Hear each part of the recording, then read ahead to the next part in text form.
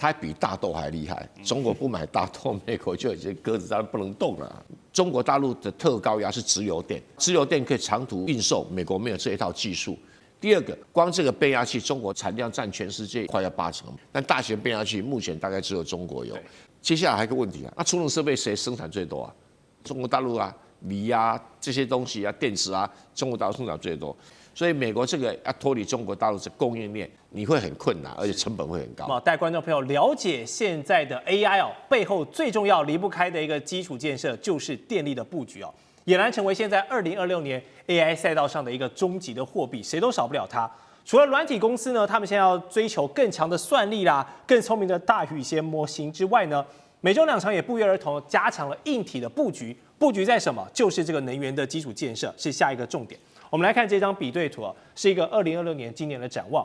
用电量，现在中国已经毫无疑问的是这个全球的第一了。那大概是美国大概只有它的40%而已。另外，电力的供应规模，就连马斯克都认为啊，中国拥有的应该是美国的3倍。那美国上面因为很多的基础设施现在都已经老化了，他们有一个巨大的缺口压力。还有中国的这个高特压这个技术呢，现在是领先全球，因为很早就已经砸了4兆人民币在做升级了。反而是美国要各种法案，已经 AI 都已经开始火起来了，再重新去追这些东西，现在是慢人一步。还有关键设备产能，别说变压器了，这个电力的心脏，60%的产能都在中国。还有这个西电、北送等等的这些数据中心，这些很早都已经在做布局了，刚好也顺应上现在这个 AI 时代。所以我们就看到，马斯克就说了那一句话，他说没有电的话呢 ，AI 会变成是一个昂贵的废铁。这句话非常残酷的点出了2026年现在这些 AI 大咖们他们在做的一些布局，都显示哦，你现在疯狂的囤晶片，疯狂的堆算力，去优化你的演算法，这些都不是最重要，重要的是你后面要有足够的电力来做支持哦。好，中国去年2025的时候呢，它的电量已经是喷发到美国的2倍以上，并靠着这个特高压的建设完成了西电北送，让这个大西北的绿电哦可以精准的灌到东边沿海的算力中心。反观美国这边呢，未来几年就会是有一个比较迫切的电力瓶颈。那川普也是要频频推动法案，这个待会我们会展开讨论。先请教杨老师啊，怎么看这一场美中的 AI 大战？中方现在利用基础建设，感觉是已经对美国要快做出降维打击了，是不是要在能源的底层逻辑上，我就是电力比你强，去给你弯道超车？现在我们看到中美之间的 AI 这个争霸哈。其实我们过去看的，比如说都是一些 AI 晶片啊，代表你的算力，对，或者是大模型，代表你的整个就是运作，然后呢到这个整个获益的那个能力。不过 AI 的世代其实它开启大概也不过从2017、2018到现在。那过去我们看到的确 NVIDIA 带领的 AI 算力啊，硬体投资成为一个重点。但当你开始要做全面性推动的时候，发现到那电力是个关键了，就刚好17号，好，也就是前2天，中国大陆的国家能源局就公布了一个数字，也就是现在在2025年，它整理中国大陆整个用电量已经超过10.4兆度，那这是第一次超过10兆度，好，然后是美国的2倍之多。美国在去年的整个用电量来到了4.5到4.7兆，那可是呢，是欧盟、印度、俄罗斯、日本4个国家总和都还不到10兆度。是，所以以中国一个国家，它的现在用电量都已经可以支撑到超过10兆度，而且未来不是有5年计划吗？是，哦。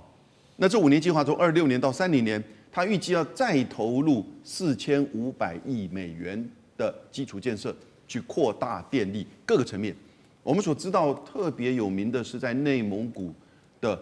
许多几百座的，就是风力、太阳能的这种整个相关的设施。哦，那这些呢都会是将来中国在电力上的优势。那他们现在预估中国大陆在2030年投资了450亿之后，在现在的基础上已经领先人家那么多。到了2030年，中国整个备用电力可以来到400吉兆，而是2030年整个 AI 产业所需要电力的3倍以上。那个时候大概只有需要到120吉兆。是，就当然各国都分开了。所以也就是说，以基础设施而言，在电力的层面，中国绝对是它的优势，在支撑不管是各个产业、制造业，包含 AI 的资料中心。好，大家还记得去年的关税大战啊？这个中国一度被美国拎出来重点打击，好像杀鸡儆猴一样，开出了各种不切实际的这个关税数字。但是中国呢，靠着掌握全球制造业供应链的命根，还有最厉害的什么垄断稀土资源的优势哦，硬是可以跟美国谈判来个有来有回。好，尤其限制稀土出口这件事情，大家都看到现在它的威力有多大了，有目共睹。我们节目也讨论非常多相关的话题。我们大胆假设一下，如果在之后 AI 时代电力完全变成一个大缺口的时候，中方握有的变压器变成了一个新的稀土，中国有没有可能把这种新的电力供应链变成它制衡全球 AI 发展的一个战略武器？这就很有意思喽。电力加储能，这都是中国的强项，变成一个组合拳，有没有办法开发成为继稀土之后中国的第二个杀招？委员，其实不用把它想象跟稀土那么厉害了，它比大豆还厉害。中国不买大豆，美国就已经鸽子在那不能动了。这里面的电力系统也分成几块。第一个在发电厂方面，发电厂又分成核能发电厂跟光电发电厂。那美国不跟中国大陆买光电板，跟谁买？哦，这是第一个就卡住了。第二个输配电线，那输配电线的这个过程里面，中国大陆的特高压是直流电。那直流电可以长途这个运售，美国没有这一套技术，那要不要跟中国学？中国学都要只要买中国的直流电变交流电，交流电变直流电这一整套的变压器。变压器还有从高压变低压，低压变高压的这种变压器。光这个变压器，中国大概产量占全世界应该快要80%吧。那小变压器当然中国也有了哈。小变压器这个美国可以在东南亚扫货没有问题，但大型变压器目前大概只有中国有。那这是变压器方面。那变压器啊，把电送到了各个算力中心，接下来还有一个问题啊，储能。那储能是一定锂电池，对啊，因为这个电不会直接送到算力中心，先送到储能设备。有点像我们大楼里面哦，会把水先送到楼上的水箱，再下来。从来没有人就直接把水接到家里面来了，没有这种事啊！哦，所以这个储能设备就是那种屋顶水箱的功能。那储能设备谁生产最多啊？中国大陆啊，锂啊这些东西啊，电池啊，中国大陆生产最多。所以美国这方面的供应链啊，离不开中国大陆。那你说完全不跟中国大陆买，跟日本、韩国、东南亚买，可不可以？跟台湾买可不可以？可以，但是怎么样？你供货量没那么大啊，而且等于是要重新把这个整顿价格又没有办法跟中国大陆来比啊，所以美国这个要脱离中国大陆的供应链，没有说像稀土完全不可能，但至少你会很困难，而且成本会很高。是，所以这也是川普政府现在积极在做的事情。我们刚刚谈了2题，都是看到中国现在在电力方面的领先优势。我们回头看美国这边的一个电力政策。川普除了非常自喜他是关税王之外呢，现在又多一个外号叫做电力版罗宾汉了嘛？怎么说？就是因为他这个政府寄出要求美国各大科技公司必须要签一张15年的合约啊，一个电力长约，为价值大概150亿美元的新建的这些电厂来提供收入保证。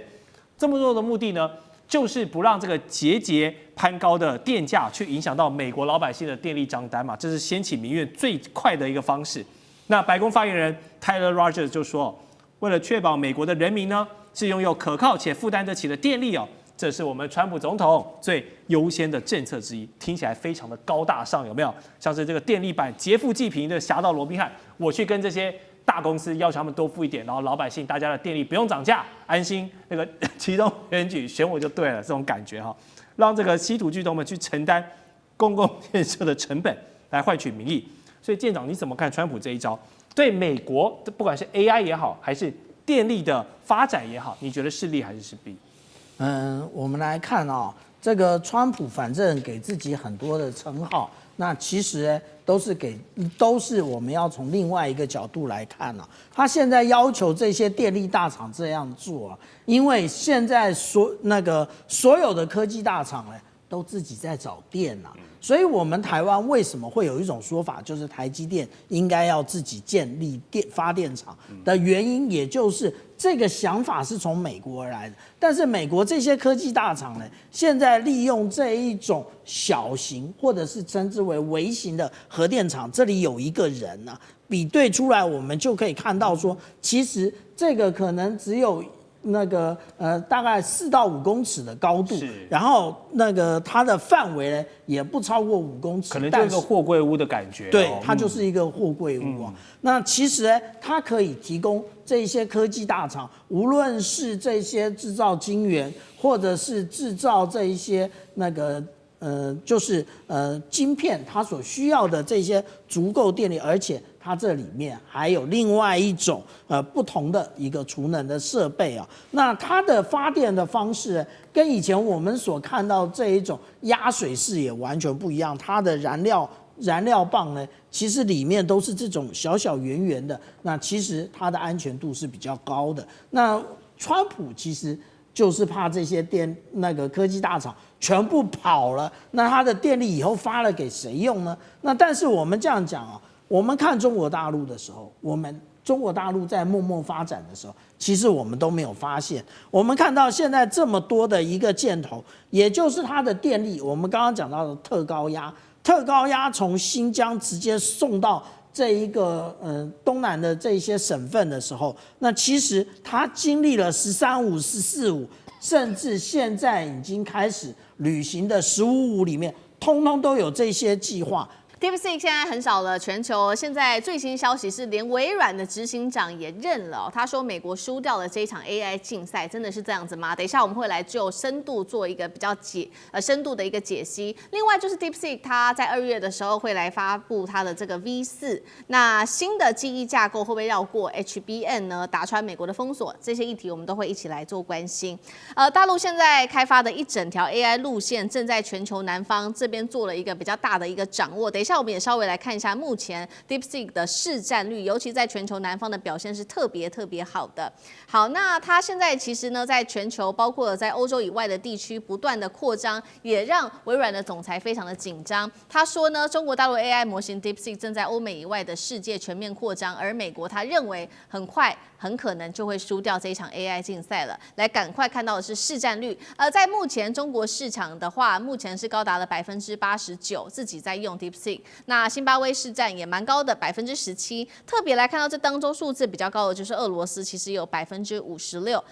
白俄罗斯，那俄罗斯有43%，古巴也相当的高，目前占比大约是落在49%。微软的研究也特别针对了 DeepSeek 到底强在哪里，做了一个比较深入的分析。他说 DeepSeek 不是靠最贵的算力跟这个最强的 GPU， 靠的就是低成本。开源可以部署，能够落地，大幅降低了 AI 的门槛。而他认为，接下来下一个10亿的 AI 用户不会在美国，不会在欧洲，而重点就是今天来看到的全球南方国家，他认为会是让 DeepSeek 可以彻底去攻占的地方。我们看到，我们谈了非常多，黄仁勋在谈监管，马斯克谈中国大陆的能源很强，再到微软直接说掉了模型竞争力。中国大陆赢，而我们正在输。美国3大巨头的发言，难道是在承认大陆正在赢得 AI 竞赛吗？这当中技术问题还是其他的问题占的最重要？厉将军怎么看？这个当全球 AI 的工具在2025年第4季，就上一季来讲的话，全球使用人口是16.3%，但是跟上一季相比，上一季只有15.1%，也就是说短才1季而已，全球使用人口就多了1点多%，这个成长速度是非常惊人的。那 DeepSeek 从这个去年1月份开始开发出来到现在刚好满1岁ChatGPT 是满3岁，那为什么会有这么惊人的进展？那尤其是 DeepSeek， 它之所以能够横扫全球，其实它主要是对开发中国家具有很大的吸引力包括到第一个非洲的国家，第二个中东的国家第三个是前苏联的国家，对于这些开发中的国家，具有更大的吸引力。那第一个原因当然是它的这个成本比较低这是第一个。它成本低，那是因为它自己开发的成本就低。我们以 DeepSeek 来讲的话，它做一个训练模型它 V3的时候训练模型大概只花600万的美元，但是同样如果对比到 ChatGPT Dash 动4这一款的模型来讲的话，它开发成本就超过1亿美元。也因为它的开发成本比较低，所以它提供给客户来用的这种价位就很低。我们这边看到，它现在来讲的话，如果100万的token 来讲的话，它只要0.14美元，然后 OpenAI 来讲的话要2.5美元，对，大概比同级的竞争对手要低了78%。那对于这个开发中国家当然具有很大的吸引力。第二个，我认为它之所以会对这些开发中国家会有很大吸引力，主要是它的系统属于开源系统那开源系统当然这个它第一个就是说，它这使用的客户他可以去修改或建构它的应用程式它也可以用自己这个公司的这种伺服器或者用私人的云端来做储存，而不必依赖这个大型的依赖外面的伺服器或者云端来使用，所以它用开源系统来讲的话，就可以运用上面是非常的有弹性，那部署上面也可以很灵活。简单的讲就是效果好又好用当然对这些开发国家当然是吸引力很大。我觉得第三个原因，当然 DeepSeek 来讲的话，当然中国大陆来讲，对于未来的 AI 它有大量的补助，这也是它能够成功很重要一个理由。当然还有一点很重要，我觉得它跟华为整个捆绑在一起华为你现在买它的手机里面就有这个 DeepSeek 相关的运用程式绑在它里面。那如果说是借着这个华为的手机可以推广出去，我觉得DeepSeek 跟华为这2家公司可以说是走向双赢。所以未来很可能这个如果说这个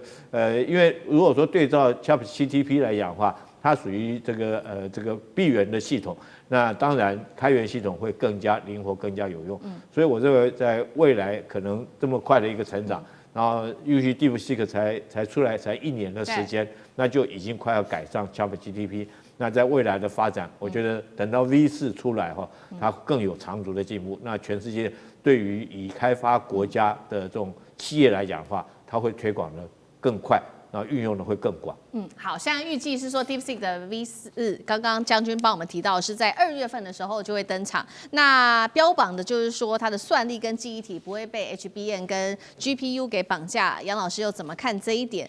这是第一个问题。再来就是 V4能够对目前的 GPT 还有 Gemini 等等带来多大的威胁？现在 DeepSeek 碰到的问题就是它的硬体算力的层面受到了就是硬体的这个限制那在整个算力会受到影响。那可是，在现有的算力跟就是参数如果相同的情况之下，它如何能够提升它的表现，让它又快又聪明？那他就在最近发表了一篇文章，梁文峰和北京大学的团队。这篇文章的这个题目叫做《基于条件查找的条件记忆》那大型语言模型稀疏性的新维度，所以他就建构了一个新的，就是等于是叫做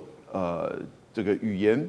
模型。那这个新的语言模型可以在同样的算力，甚至在更小的算力之下，它能够达到一个更高的这个效率。那因此你就看到它接下来这个 V4的这个模型呢，说就要在2月出来，就会以这个所谓的条件记忆的这个架构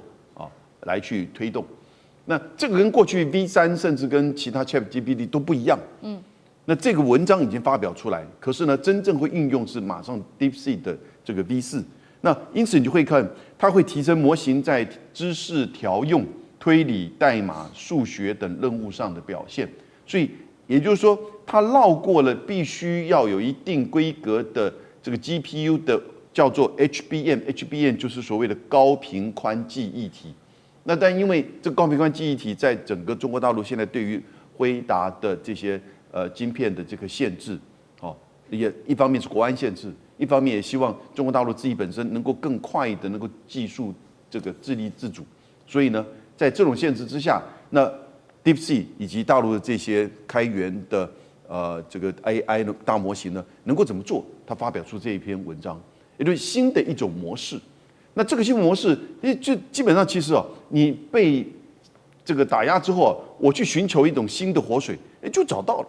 那现在这个应用，我们不知道实际上效果可能会如何。等它 V4出来之后，我们就可以检验。不过以它在全球的市场跟中国大陆市场而言的话，我觉得它的检验度很快就会知道这个结果的。好。不过在 AI 领域，美中还是有各自的强项。美国在这一种最强模型上面还是比较强。那中国强调的是，可以复制的 DeepSeek 可以落地，比较容易平易近人等等。到底谁可以走得比较久？那张将军又怎么看？我认为这样子，因为要从几个来看，那个美国的不管 ChatGPT 还有中国大陆的这个 DeepSeek 来看呢，因为 DeepSeek 虽然是这个后面出来，但是有时候会后发先至。为什么？你把人家的版面呢都知道，然后自己再调一下它哪个地方是短板，再把它补强。有时候往往变成后来居上，因为你的我都具备啊，但是我现在就新加出去了，你没有，所以它有这一方面的优势。我们看，然后中国大陆的 DeepSeek 是低价抢进。那低价抢进的状况之下呢，就像我们感觉到，就拿大疆无人机来做比喻，那大家便宜啊，那便宜又好用啊，因为大家很熟悉，那个就几个按钮操纵一下就会飞啦，又会组装又会飞，那这个好方便了。以前感觉到哇，飞无人机好像有点学问，有点技巧你要有点空间概念也可以，不用，你一般的小学生他就会了，就变成你方便。那 ChatGPT 是这样子，但是 DeepSeek 让你更方便，是这个。第二个优势就是说，我们知道这个有普及版跟这个专业版。普及版就这个门槛非常低，那个小学生、中学生他在输入关键字他就会用了。那专业版要钱，那以后普及版到最后都不用，就跟我们讲的 那个 Microsoft 的 Windows 到时候都是免费的啦。接下来关心全国产晶片 AI 的模型，现在突然间横空出世了，在中国大陆。那么北京也另外反手要来封杀美国的 H200软体，希望去西方化。中美科技战正式翻篇，今天一起来做解读。好，川普现在呢最新喊话，他说要有条件的，终于是要来放行他的 H200了。没有想到，我们看中国大陆立刻出现了一个逆袭，直接端出了一个完全不用靠美国的成绩单。他是谁呢？他就是中国 AI 的新创智谱，现在说要跟华为一起合作，他们正式的发布一个是完全国产的新一代图像生成模型 GLM Image， 好，包括了接下来从晶片到框架、训练到模型，全部100%都是国产化，完全不把这个有条件放行的 H200放在眼里，也等于是对美国的科技封锁来做出一些回应。我们来看到这个 GLM Image 特别使用的东西，包括了它有这个来自于升腾的训练服务器，还有深思的框架跟多元的模型。重点来了，生成一张图片其实只要0.1元的人民币，被视为中国大陆把 AI 从这种高端的奢侈品一下子变成了工业化的耗材，打断了美国高端的这种算力垄断的神话吗？代表说顶级 AI 接下来不用再看美国人的脸色吗？那这个 GLM Image 到底有什么样子厉害的地方？为何能把成本压得这么低？委员怎么看？我们首先解释一下什么叫 GLM Image 哈，这个 GLM 就是通用语言模型，就 General Language Model， 就是用语言在跟机器对话的过程里面可以产生图像。我用中文讲，我用英文讲，什么语言？告诉他说，你帮我画一张思敏的画像啊，他就帮你画出来。这个基本上是一个很复杂的一个 AI 的运作方式。如果是图像到图像简单，语言到图像，这有时候难度会比较高，特别是中文的语言。那这一款由智谱跟华为共同合作的 GLM Image 哈，它是用系统来跟美国的系统竞争。如果晶片对晶片，可能美国会比较强，但是整个系统的时候，它就是截长补短，变成它有竞争力。但它使用的机器是什么？用升腾的 Atlas 800TA2， 这是什么意思？这是一个伺服器，在训练伺服器，专门在做 AI 训练用的。然后它里面装什么东西呢？它装了一个华为自己做的鲲鹏 CPU， 很强的 CPU， 不 GPU 哦。它 GPU 装在另外一个伺服器中的伺服器。叫做 4U AI 伺服器，那里面装的就是这个升腾的 GPU 晶片，哦，它是这样的一个一层一层架构上去。那这部是硬体的部分，生思的 MindSport 是什么？他说的好了，我这个晶片可能跟你无法竞争，我就用一个统一架构，让我的这个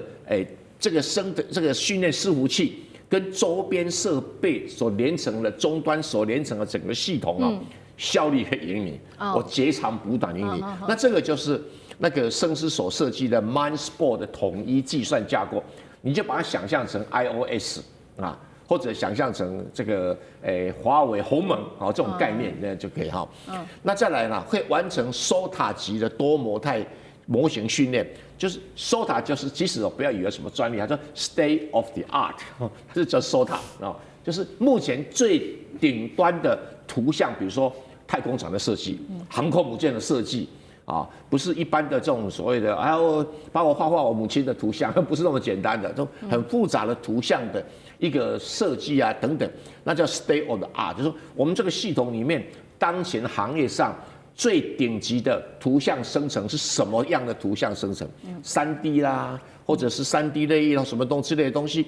可是重点在成本。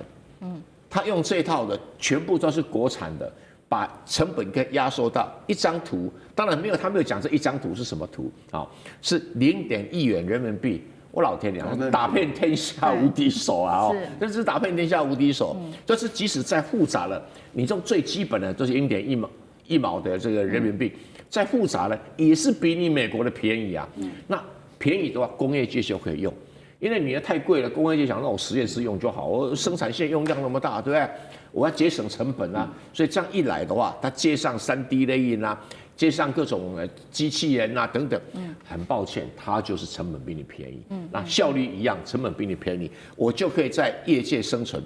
所以华为啊，这个大陆上有很多新创的 AI 的这些公司哦，很复杂。那如果像智谱懂得切到这个 MindSport， 就说，哎呀，你这个。有一些 GPU、CPU， 一下子什么训练伺服器，一下子 AI 伺服器，还有终端使用，还有在远方也要上来使用，这么复杂，我来设计一个统一计算架构，就是鸿蒙系统那种概念。那我只要让很多操作人很方便，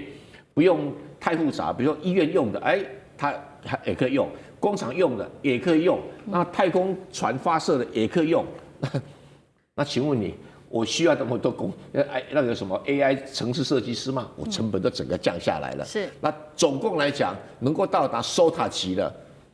那是顶端的东西。好，所以我们看到这个是完全的全国产的晶片 AI 模型横空出世。那刚刚说了嘛，价格低到不行，一张图片生成只要0.1元人民币。那现在美国如果说要放行 H200，对于中国大陆来说还会具有吸引力吗？我们看到是路透社爆料的说，中国海关已经通知辉达 H200了，不准入境。就算你美国开放，但是中国大陆方面现在态度是说，除非必要啦，否则是一律暂停购买的。其实呢，美国当时在放行 H200之前，还有非常多的限制，一共是3重限制。第一个技术阉割，第二个用途追踪，第3个是总量限制。结果没有想到大陆是完全不要了。赖老师怎么看？大陆当然知道美国想要干嘛，美国也要透过这个 H200要掌握你的 AI 的发展方向，跟 AI 的这个使用的一个途径啊，他也想了解透过 H200来掌握中国大陆 AI 的发展现况，所以他当然希望你使用，可他要完全掌控你是放在哪里。那对大陆来说的话，因为美国的法律有规定，他们的所有的数位产品都必须要留有后门，给他们的情报人员。可以去无限制的、自由的进出，从后门进出去了解这个使用者他的所有的相关的产品，任何通讯产品、任何数位产品都在他们的法律规范之内。那当然，黄仁勋一直在强调说他的晶片绝对没有后门，他一直在强调，但是法律有写。可是黄仁勋又强调他绝对遵守美国的法律，那这个就很特别了嘛。遵守美国的法律，又说没有后门，但是美国法律规定要有后门，那这怎么解释？到目前为止都还没有解释开。没有解释开，对大陆来说的话，他知道美国为什么会突然间从 H200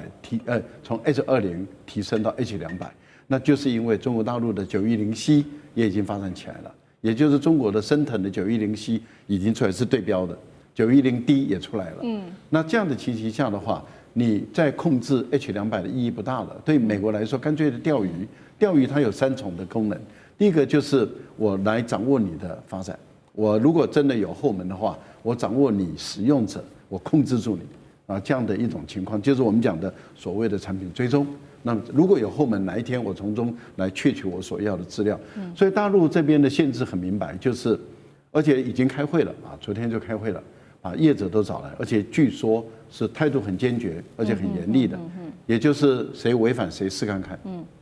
啊，谁偷偷的想方设法的弄进来，谁违反谁试看看，那也就是这个等于是一种警告了。对，那我相信这种警告是绝对有效的啊，所以如果要进来的就有大学，大学可以进来，但是要经过特批。那因为你大学你要进这个东西，你要做研究，研究 H200或者研究这个黄仁勋的 NVIDIA 它是怎么运作的，那可以。可是如果你要把它用在商业用途不行。那美国的目的在哪里？美国的目的是要打趴你的这个 H200的相类型晶片的一个发展，也就是 AI 晶片的发展，产业不让你中国有活路，因为他知道阿里跟腾讯啊，还有他们百度，他们也要自己要做自己的 AI 晶片，他不让你有晶片发展的空间。那他也知道华为已经做出来了，他不让你有空间，所以在这个时候卖，你卖中国大陆告诉你不能进，那不能进的话，等于是保护了中国大陆自己的产业，因为它根据的是你的歧视性行为，根据国家安全法，那你美国的产品不能卖，也没有违反 WTO 的规定，因为这是你美国设的游戏规则，我就按照你的游戏规则用在你身上，这个对黄仁勋的消息来讲不是一件好消息，所以它股票蹦一下就往下挫，就是因为这个原因。是，好，这个是中国大陆对于这个美国的西方的晶片的一个封杀。那其实不只是对于 AI 晶片的一个封杀，现在呢是说连这个有关于来自于美国跟以色列的相关的，包括了资安的软体也要完全封杀，而且封杀的这一些软体商还是都是重量级的，其中一家包括了博通旗下的公司哦，理由当然还是以国家安全为由，一次封锁12家来自于美国跟以色列的资安企业，要完全去西方化吗？李将军怎么看？中美科技战哈，原来都是美国在卡中国的脖子哈。那主要那时候中美科技战主要限制的，我们讲小院高墙，大概就是主要是在晶片方面哈。但是没想到现在中美的科技战已经扩展到资安的软体工程哈，也在做这中美科技战。那现在我觉得这个以前美国对中国哈，这个通常都是用国家安全为一个借口，为一个理由来卡住中国脖子，不将这些晶片或者将技术提供给中国。现在没想到中国以其人之道还治其人之身，也以国家安全的理由来反制中国，然后限制自己国内总共的各个企业不可以买这资安软体这资安软体事实上顾名思义，如果软体工程来讲的话，跟硬体最大的差别就是说，主要靠的是脑袋嘛。那如果说中国的工程师这个资讯工程师有这个能力给他假以时日来讲的话，他一定可以设计出相关的资讯安全的软体所以不见得都要跟你从中国买。我觉得从这方面，从软体来着手跟美国做一个对抗，是最容易下手。硬体的部分，或许你限制于艾斯摩尔的光刻机啦或者是晶片的设计，可能还有很多的门槛要卡住。但是软体纯粹就是靠智慧、靠脑力来设计，所以说中国从这方面来着手，确实是对的。那目前我们看到中国总共美国来讲是博通这家公司，它底下旗下的相关的企业，还有以色列这个 Checkpoint 它底下企业来做这个管理跟限制。中国自己本身来讲，国内的企业够多，它市场也够大。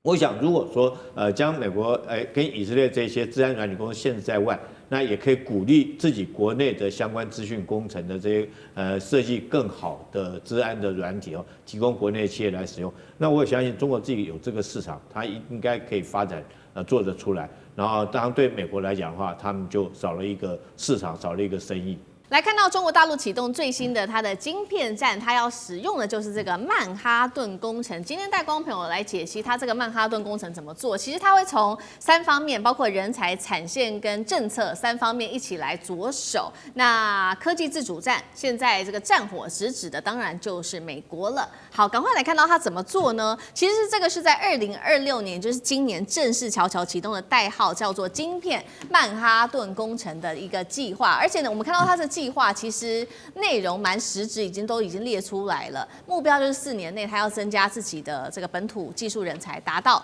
50万人。那它的国产设备操作的岗位对外国的依赖要持续的下降，从原本占比的35%，他说4年内要一口气下降到10%以下。好，要知道我们来看到的是这个美国的智库是这样说的，他说这个计划类似相当于当时美国的曼哈顿计划，主要呢是集中这个核物理学家。那一旦的这个本土的技师取代了80%以上的话，那么外资接下来它的维修团队可以在美国设备商务商将会在失去在服务收入跟技术迭代数据对于中国大陆的输出，也就是说大陆再也不需要这一些外资的工程土木技师了等等。好，所以请教委员怎么看4年内大陆的这个所谓的曼哈顿计划真的能够做到完全的科技自主吗？跟美国完全的脱钩有可能吗？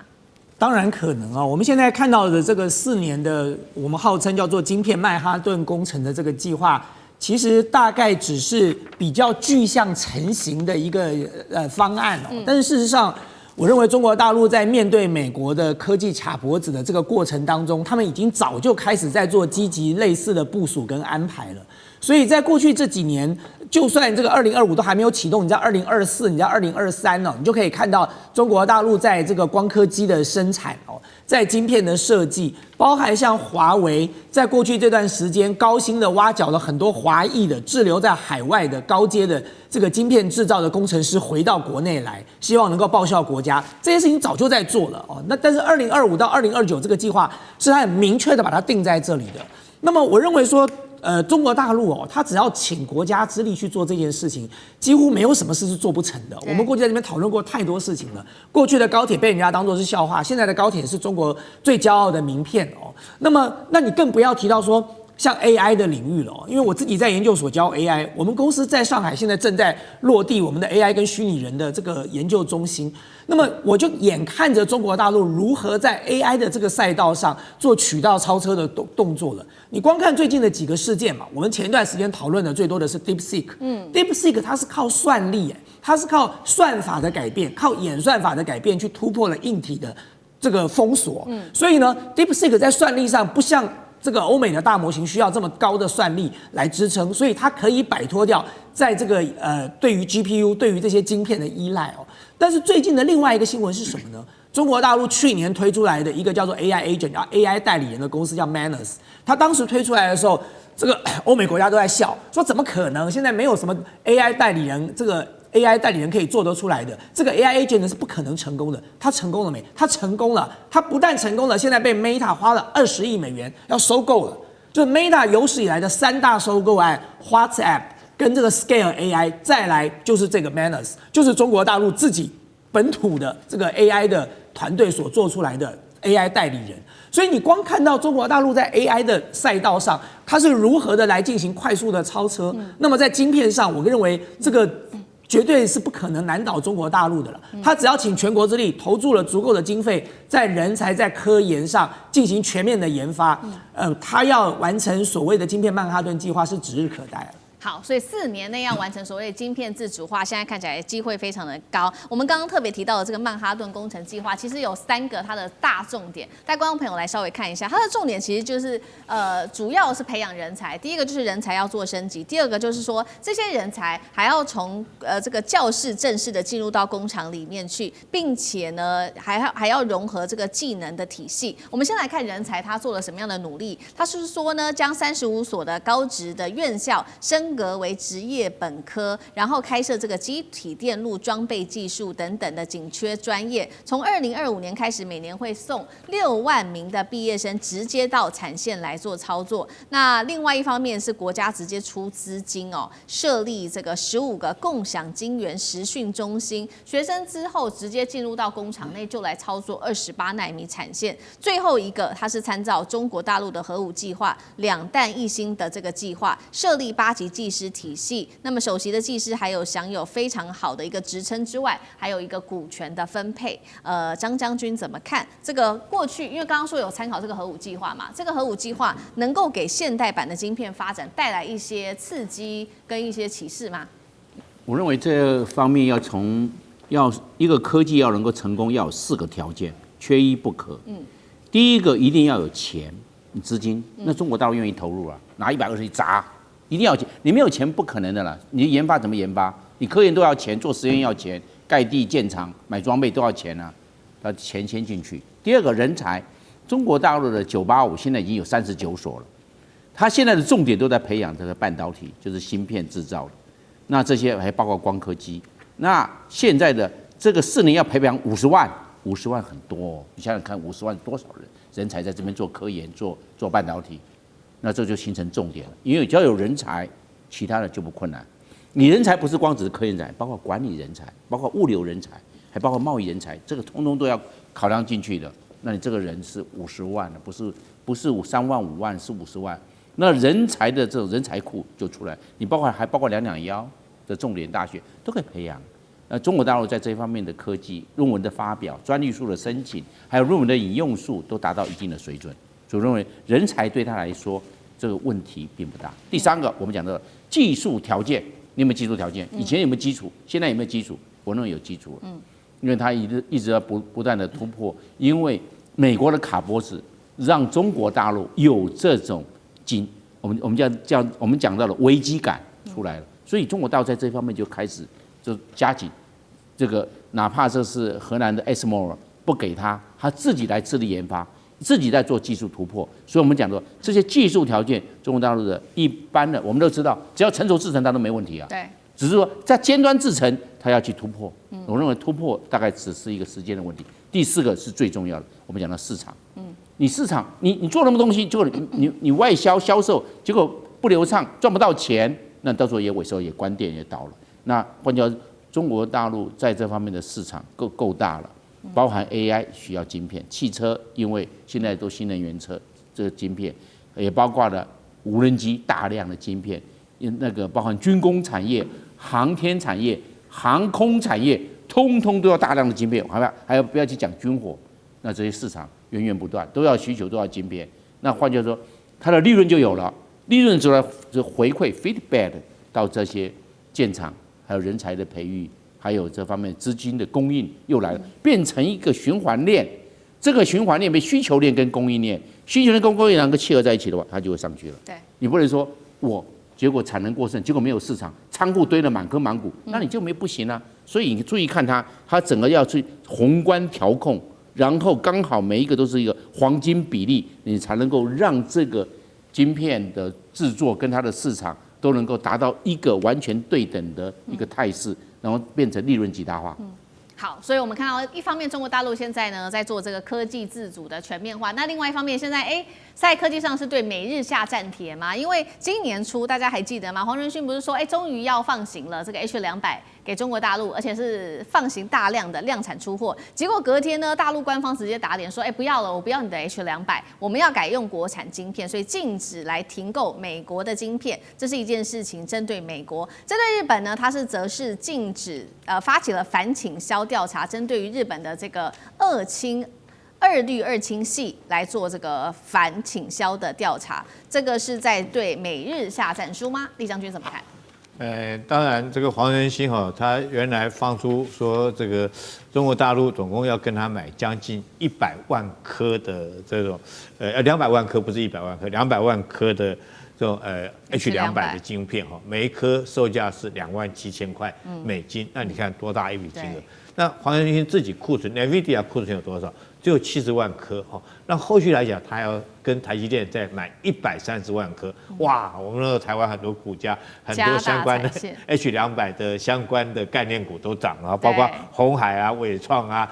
英伟达都涨了。但是没想到，突然这个晴空霹雳，突然这一来之下，那昨天这几家H200的产业链的公司哦。股价就跌了差不多快1%左右了哈。当然，中国来很明显的，我们都认为说是这次来讲，如果说这个可以有H200可以卖给中国相关的科技产业，包括阿里巴巴啦、腾讯啊，如果能够拿到H200，它的效能再怎么样，也比H20效率要快6倍，那讲起来应该是很好一个晶片。虽然说它不是最高阶的 ，NVIDIA 最高阶是 Blackwell， 它不是最高阶的，可是